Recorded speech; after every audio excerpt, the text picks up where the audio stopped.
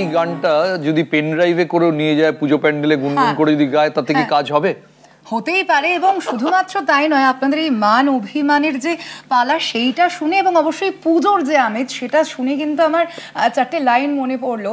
বেঁচে থাকার এই যে আমেজ চিরকালীন না মৌসুমি, হয়তো আবার অন্য নামে আমার প্রেমেই পড়বে তুমি। হয়তো এই চারটে লাইন বললেও কিন্তু মান অভিমান ভেঙে যাবে। খুব ইম্পর্টেন্ট সার্জারি হবে এটা যদি ও করতে পারে। এবার সৈকতের কাছে একটু আসতে চাই যে ট্রায়াঙ্গুলার পার্ক এবং বালিগঞ্জ কালচারাল ওই চত্বরে ছোটবেলা কাটিয়েছে। আনফর্চুনেটলি ওর বিরহ ছিল না ছোটবেলা থেকে, এত ভালো গায় ওর জীবনে বিরহ আসবে কি করে? কিন্তু একটু একটু যদি ছোট, আচ্ছা না প্রশ্ন নয়, এটা স্টেটমেন্ট। একটা রবীন্দ্রসঙ্গীত ভালোবেসে সখী হতে পারে? ভালোবাসা দিয়ে যদি হয় তাহলে ভালোবাসার গান করি আগে। আর এই যে যেটা পুজোর আমেজ যেটা বললো, তা সেখানে তো একটা বড় বিষয় হচ্ছে প্রেম, এবং প্রেমের একটা বড় বিষয় হচ্ছে ভুল বোঝা, এবং ভুল বোঝা কেটে গিয়ে আবার প্রেম। তো তাই দিয়ে একটা ছোট্ট গান গিয়ে শোনাম, অনেক বছর আগে গেছিলাম। ব্যক্তিগত স্মৃতি অ্যালবাম থেকে? তখন ওই অ্যালবাম হয়নি, তখন রেকর্ড। না মানে ব্যক্তিগত স্মৃতিপট? ব্যক্তিগত স্মৃতিপট, হ্যাঁ হতেই পারে। সেটা তো প্রত্যেক দিনের ব্যাপার, বিশেষ করে পুজোর সময়। এই যে এখন তো কি বলে মহালয়া থেকে পুজো শুরু হয়েছে, মানে 7 দিনে অলরেডি কেটে গেছে। 7 দিনে 7টা প্রেম তো হতেই পারে নিশ্চয়ই। তো এটা অজয় দাসের কথা সুর, অনেক বছর আগে 86 সালে গিয়েছিলাম। অনেকের খুব পছন্দের গান। ভুল ভেঙে যাবে যেদিন তুমি আমারই হবে, শুধু আমারই হবে গো সেদিন। ভুল ভেঙে যাবে যেদিন তুমি আমারই হবে, শুধু আমারই হবে গো সেদিন। মিছে অভিমান জমানো বুকে, মিছে অভিমান জমানো বুকে, শেষ হয়ে যাবে একদিন। ভুল ভেঙে যাবে যেদিন তুমি আমারই হবে, শুধু আমারই হবে গো সেদিন।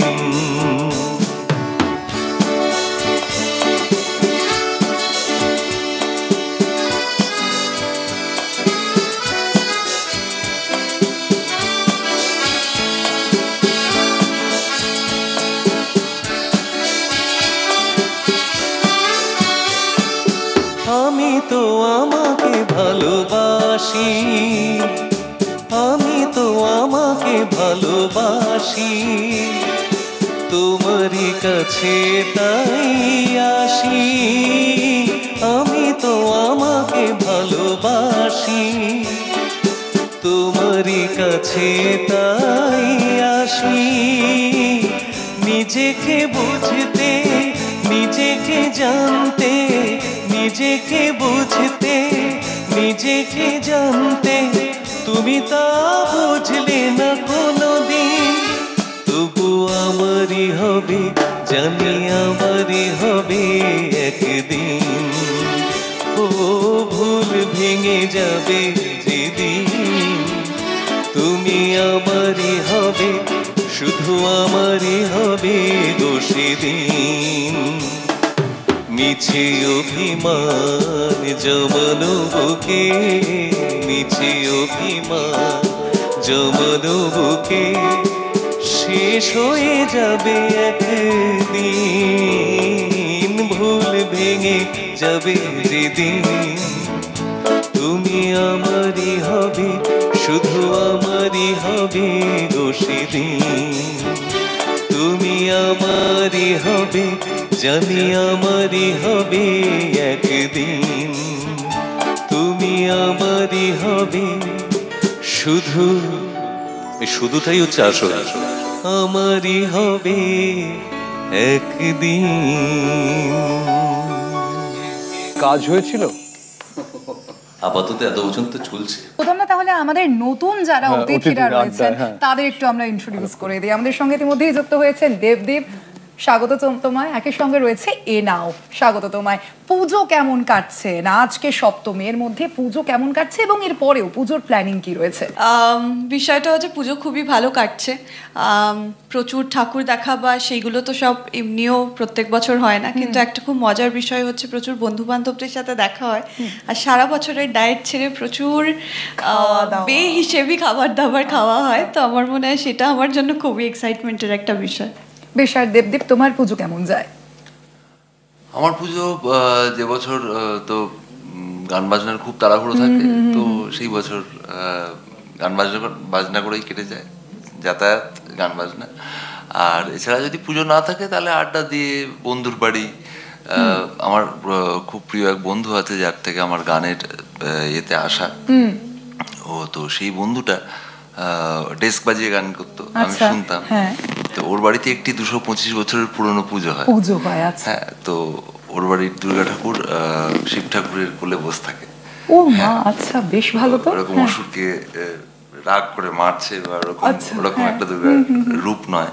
তো আমার এই কিছু কিছু ভালো লাগা এরকম আছে যেগুলো আমি মজা করে বন্ধুদের সঙ্গে আড্ডা মেরে কাটাই। একেবারে। আচ্ছা গৌতম দা, আপনার পুজো কেমন কাটে?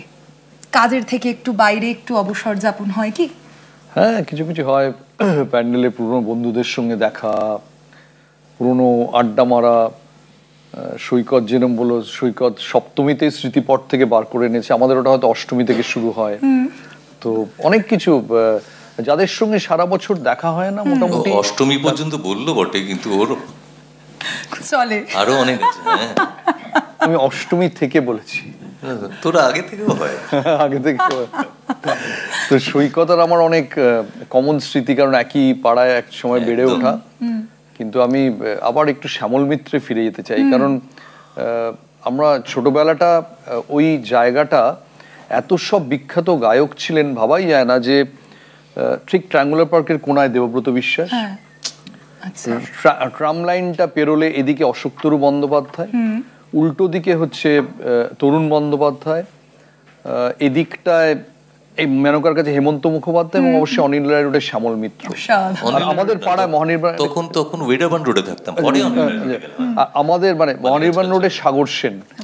তো এইরকম একটা পরিমণ্ডলে থাকলে সো অবভিয়াসলি গান, আর আমাদের পাশের বাড়িতে যোচন দস্তিদার, যিনি প্রথম বাংলা সিরিয়াল শুরু করলেন, তো ওইরকম একটা পরিমণ্ডলে থাকলে যা হয় আর কি। তো সৈকতকে তখন থেকেই গাইতে দেখি, আর তখন থেকেই খুব ভালো গাইতো। আমি কোনোদিন ভালো গেয়েছি বলে আমার নিজে মনে করি না। সঙ্গে ক্রিকেটও খেলতো। ওইটা আমার প্রথম আমার ফার্স্ট লাভ হচ্ছে আঁকা, যেটা ছোটবেলায় ভীষণ আঁকতাম, মানে কেউ একটা এসছে বাড়িতে, আমি বসে বসে আঁকতাম, ওইটা হচ্ছে আমার ফার্স্ট লাভ। তারপরে আমাদের পাড়ায় এত ক্রিকেটার ছিল, মানে গোপাল দা, সুব্রত গো, বাচ্চু দা, এদের সবার সঙ্গে ক্রিকেট খেলতাম ছোট ব্যাট নিয়ে। অ্যাকচুয়ালি সৈকতের দাদা আর আমরা একসঙ্গে দক্ষিণ কলকাতায় প্র্যাকটিস করতাম, দাদাও ভালো ক্রিকেট খেলতো, খুব ভালো খেলতো। আমি এক বছর খেলেছি, যাই হোক, সে সত্য হয়নি, যেটা সেটা হয়নি। কিন্তু ক্রিকেটটা এখনো বন্ধ করে দিয়েছে, না তো ও আর মাধুদা, মানে সমরণ দা, অশোক দাশগুপ্ত ছিল, আমরা একসময় প্রচুর ক্রিকেট খেলতাম, এবং অনেক ট্রফিও ছিল আমাদের, অনেক কিছু, সব ডাবল উইকেট ইত্যাদি জায়গা। অ্যাকচুয়ালি একটা ম্যাচ আমার মনে আছে, ডাবল উইকেট, আমি আর বাবুল সুপ্রিয়, ও আর দেবাশিস দত্ত, কালীঘাট মাঠে আমরা মাত্র 9 রান করে আউট হয়ে গেছি, মানে 9 রান করেছি টোটাল। বাবুল বললো, বম্বে থেকে এলাম, প্রথম ম্যাচে হেরে যাবো, বম্বের টিকিটটারও দাম উঠবে না, কিছু একটা করো। আমরা গিয়ে আম্পায়ারকে বললাম, আম্পায়ার পরিচিত ছিল, যে কি হচ্ছে, দুজন খুব বিখ্যাত আম্পায়ার, দুজনই টেস্ট আম্পায়ার।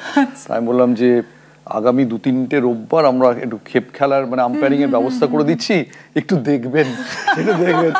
কালীঘাট মাঠে আমাকে এসে স্ট্রেট বললো, তুই কিন্তু আউট হবি। এতটা সামনে সৈকত খেলেছে, বলে এলবিডব্লিউ, ও বললো এটা কি করে এলবিডব্লিউ হতে পারে? আমি বললাম আউট, আম্পায়ার আউট দিচ্ছে, তুই কি করতে পারিস? ওরা 7 অল আউট, আমরা ম্যাচ জিতে গেলাম। এবার এটা তো আমি দেখে নেবো আপনাদের স্কিমিতে, আর কি ম্যাচ জিতে গেছি। অনেক স্মৃতি এসব রয়েছে, খুব মজা হতো। একটা ওরকম গান আর রবীন্দ্রসঙ্গীত হবে নাকি? হ্যাঁ, রবীন্দ্রসঙ্গীত। তুমি কি এমনি করে থাকবে দূরে, তুমি কি এমনি করে থাকবে দূরে। অন্তরালে বলে একটা ফিল্ম হয়েছিল, তার গান।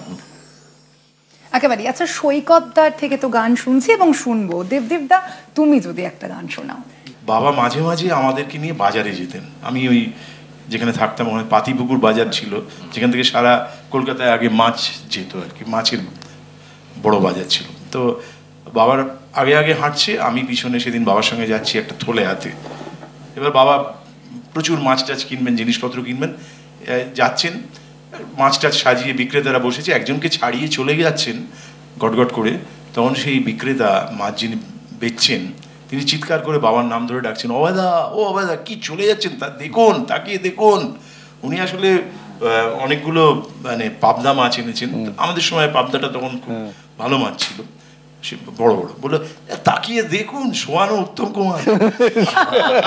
মানে মানুষ উত্তম কুমারকে কিসে কিসে যে তুলনা করেছে, আমাকে ওরকম শোয়ানো উত্তম কুমার করবেন। আমি উড়বো বলে ঝাঁপ দিয়েছি, মরবো না কে জানে। এই আমায় দেখে হঠাৎ এমন চমকে ওঠার মানে, সে তো সবাই জানে, সবাই জানে অঙ্ক কঠিন মিলবে না একটাও, সবাই জানে অঙ্ক কঠিন মিলবে না একটাও। আমার তোমায় দেখে আশ মেটে না, কোথায় যাবে যাও, আমায় অন্ধ করে দাও, আমায় অন্ধ করে দাও, দৃষ্টি কেড়ে নাও গো, আমায় অন্ধ করে দাও, আমায় অন্ধ করে দাও, আমার দৃষ্টি কেড়ে নাও, তুমি তো সব দাও গো, আমায় অন্ধ